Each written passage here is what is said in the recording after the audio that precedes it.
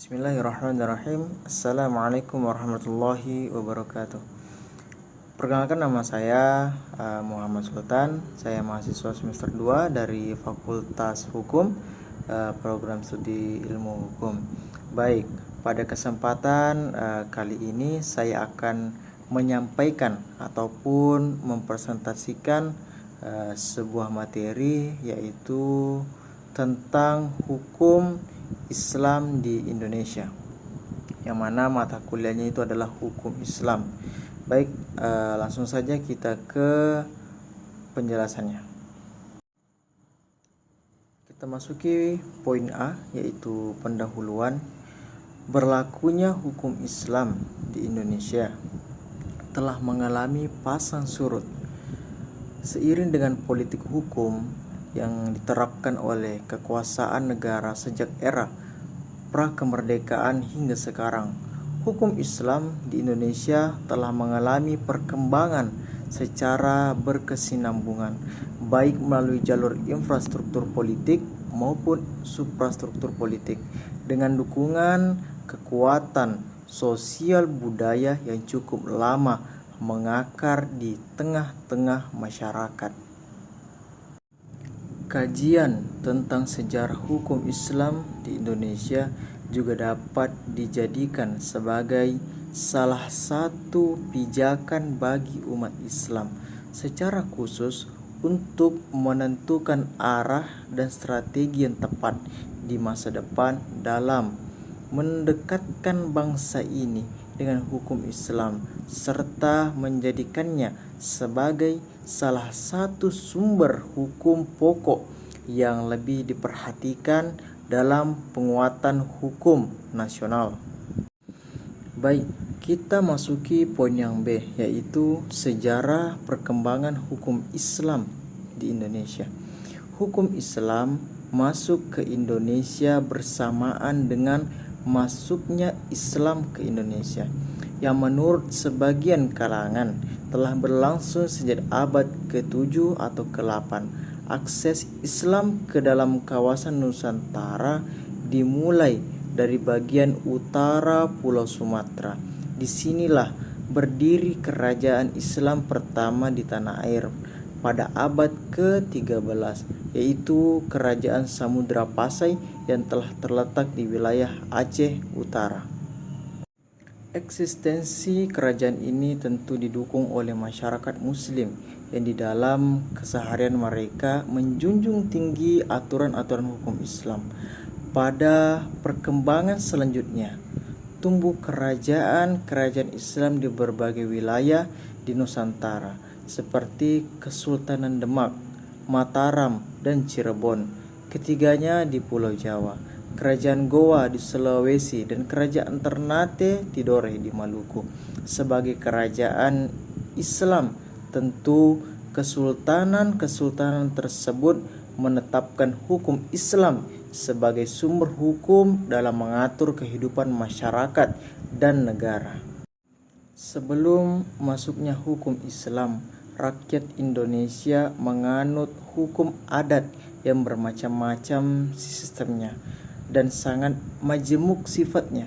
Hingga sekarang masih dikenal adanya hukum adat Jawa, Sunda, Madura, Bali, Batak, Bugis, dan lain sebagainya.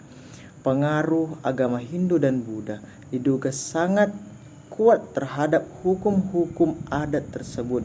Dengan demikian, sejak era pra-kemerdekaan sudah ada 3 macam sistem hukum yang berlaku di Nusantara, yaitu hukum adat, hukum Islam, dan hukum Barat. Ketiga macam hukum tersebut kemudian menjadi komponen utama pembentukan hukum nasional pada era pasca kemerdekaan hingga sekarang. Baik, kita masuk ke poin yang C, yaitu arah pembangunan hukum nasional Indonesia. Setelah dunia Islam terbebas dari penjajahan Barat, masyarakat Muslim membentuk negara nasionalnya masing-masing. Hukum Islam dengan demikian dihadapkan pada suatu tantangan untuk dapat memberikan sumbangan bagi pembangunan hukum nasional di negara masing-masing. Karena setiap negara bekas jajahan menghadapi persoalan untuk membangun hukum nasional sebagai pengganti hukum kolonial.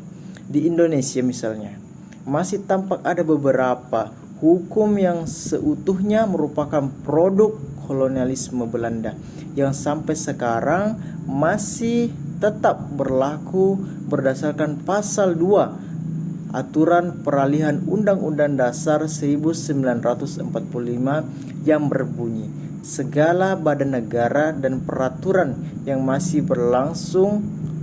berlaku selama belum diadakan yang baru menurut undang-undang ini.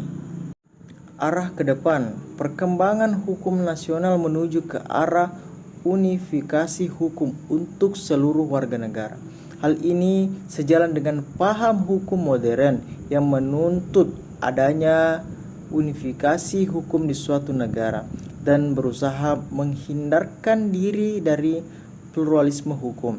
Arah unifikasi hukum di Indonesia juga searah dengan wawasan Nusantara yang menyatakan hanya ada satu kesatuan hukum yang berlaku bagi seluruh warga negara Indonesia, yaitu hukum nasional. Di Indonesia, pembinaan hukum nasional dilakukan dengan menggunakan sumber-sumber yang tersedia di negeri ini.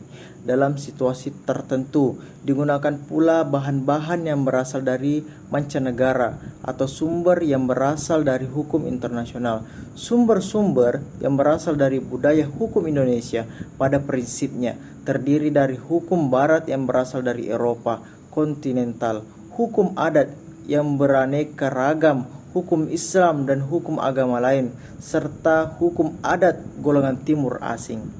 Baik, kita masuk ke poin yang D, yaitu beberapa teori tentang pemberlakuan hukum Islam di Indonesia. Yang pertama, teori penerimaan otoritas hukum. Teori ini dimukakan oleh H.A.R. Gibb dalam bukunya The Modern Dress of Islam, yaitu bahwa orang Islam jika telah menerima Islam sebagai agamanya, ia menerima otoritas hukum Islam terhadap dirinya. Secara sosiologis, orang-orang yang sudah beragama Islam menerima otoritas hukum Islam dan taat kepada hukum Islam. Tingkatan ketaatan setiap manusia mesti berbeda-beda, bergantung kepada takwanya kepada Allah Subhanahu wa Ta'ala. Yang kedua, teori rectito in complexo. Teori ini dikemukakan oleh Aloysius van der Breck yang mengatakan bahwa bagi orang Islam berlaku penuh hukum Islam sebab ia telah memeluk agama Islam. Walaupun dalam pelaksanaannya terdapat penyimpangan-penyimpangan. Van der Breck adalah ahli hukum Islam dari Belanda yang tinggal cukup lama di Indonesia. Dialah yang menemukan dan memperlihatkan berlakunya hukum Islam di Indonesia. Yang ketiga, teori Rechtspitz. Teori ini dikemukakan oleh Csikszentmihalyi Horkitz dan kemudian dikembangkan oleh Stefan Polensky dan Thomas Bizen. Teori ini menyatakan bahwa bagi rakyat pribumi pada dasarnya berlaku hukum adat. Hukum Islam berlaku kalau norma hukum Islam itu telah diterima oleh masyarakat sebagai hukum adat. Teori ini pada prinsipnya bertujuan untuk mempersulit berlaku hukum Islam di tengah-tengah masyarakat. Baik, kita lanjut ke poin yang F, yaitu problematika hukum Islam di Indonesia. Hukum Islam di Indonesia telah mengalami perkembangan yang dinamis dan berkesinambungan, baik melalui saluran infrastruktur politik maupun suprastruktur, seiring dengan realitas, tuntunan dan dukungan serta kehendak bagi upaya transformasi hukum Islam ke dalam sistem hukum nasional. Bukti sejarah produk hukum Islam sejak masa penjajahan hingga masa kemerdekaan dan masa reformasi merupakan fakta yang tidak pernah dapat digugat kebenarannya. Masalah perkawinan di negara kita masih menyisikan berbagai permasalahan meskipun sudah dikeluarkan beberapa produk hukum terkait dengan perkawinan. Berkembangnya praktik-praktik perkawinan yang ilegal di tengah-tengah masyarakat menuntut adanya aturan formal yang lebih tegas untuk menaungi dan mempermasalahkan kasus-kasus tersebut. Baik, mungkin cukup sekian materi yang saya sampaikan. Apabila terdapat kesalahan ataupun kekurangan dalam penyampaian materi saya mohon maaf yang sebesar-besarnya. Baik, saya tutup dengan Assalamualaikum warahmatullahi wabarakatuh.